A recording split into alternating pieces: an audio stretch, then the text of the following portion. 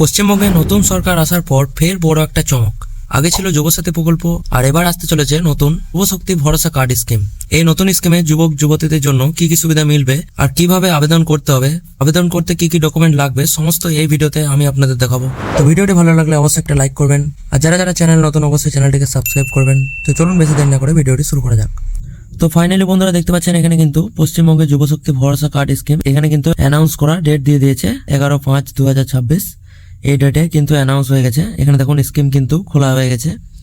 তো এই স্কিমটা কিন্তু আগে ছিল যুবসাথী স্কিম, যেটা পাচ্ছিলেন আপনারা মাসে 1,500। তো এটা আপনারা পাবেন যুবশক্তি ভরসা কার্ড স্কিম। তো এটা আপনারা মাসে পাবেন 3,000। তো কিভাবে পাবেন আর কি কি ডকুমেন্ট লাগবে, তো চলুন আমি আপনাদেরকে দেখিয়ে দিচ্ছি।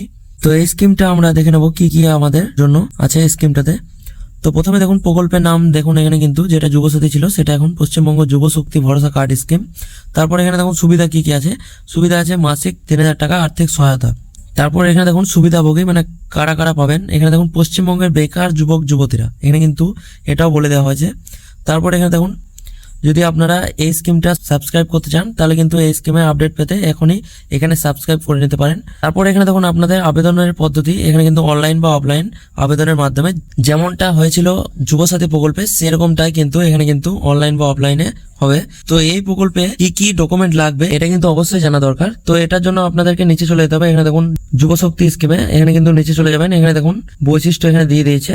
তো এখানে আপনাদেরকে ভালোভাবে একটু বুঝে নিতে হবে। এখানে দেখুন বৈশিষ্ট্য বাংলার যুবসাথী প্রকল্প মিডিলে আছে, তারপরে আছে যুবশক্তি ভরসা কার্ড স্কিম। তো এখানে দেখুন মাসিক আর্থিক সহায়তা, এখানে দেখুন যুবসাথী প্রকল্পে যেটা দিচ্ছিল 1,500 টাকা প্রতি মাসে, সেটা এখন কিন্তু যুবশক্তি ভরসা কার্ড স্কিমে দেবে প্রতি মাসে 3,000 টাকা প্রস্তাব করা হয়েছে।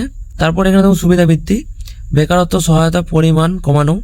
এখানে কিন্তু বাংলা যুবসাথীতে পরিমাণ কিন্তু কম ছিল, এখানে কিন্তু পূর্ববর্তী প্রকল্পের তুলনায় দ্বিগুণ সহায়তা, মানে যুবশক্তি স্কিম এসে আপনাদের সেটা দ্বিগুণ হয়ে গেছে, 3,000 টাকা পাবেন আপনারা।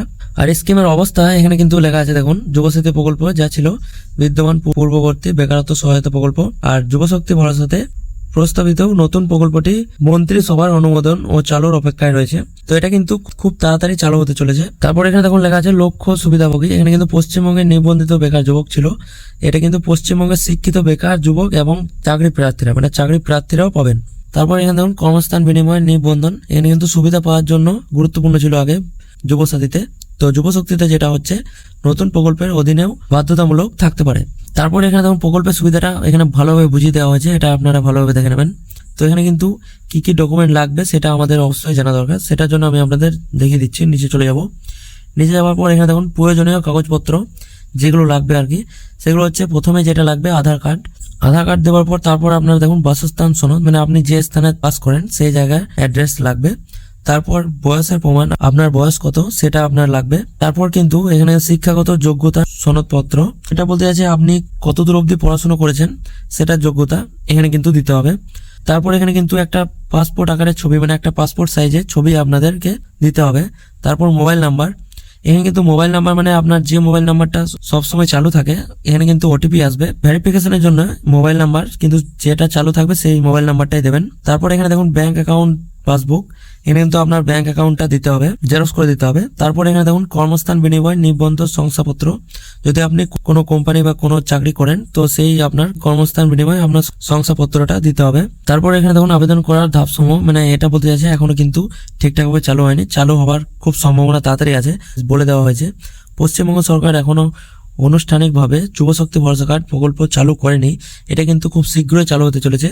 তো এটা আগে থেকে জানানো হয়ে গেল, এটা একটা নোটিশ দেওয়া হয়ে গেল যে এটা খুব শীঘ্রই চালু হতে চলেছে। কি কি লাগবে ডকুমেন্ট সব আমি কিন্তু আপনাদের বলে দিলাম, এগুলো কিন্তু আপনার ঠিকঠাকভাবে রেডি করে রাখুন।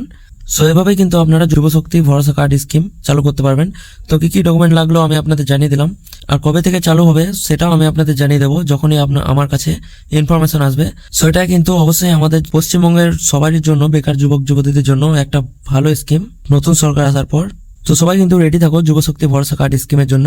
আর আমার ভিডিও ভালো লাগলে অবশ্যই একটা লাইক করবেন, আর যারা যারা চ্যানেলে নতুন অবশ্যই চ্যানেলটিকে সাবস্ক্রাইব করবেন। আমি চলে আসবো আপনাদের জন্য পরে ভিডিওতে, ততক্ষণের জন্য ধন্যবাদ।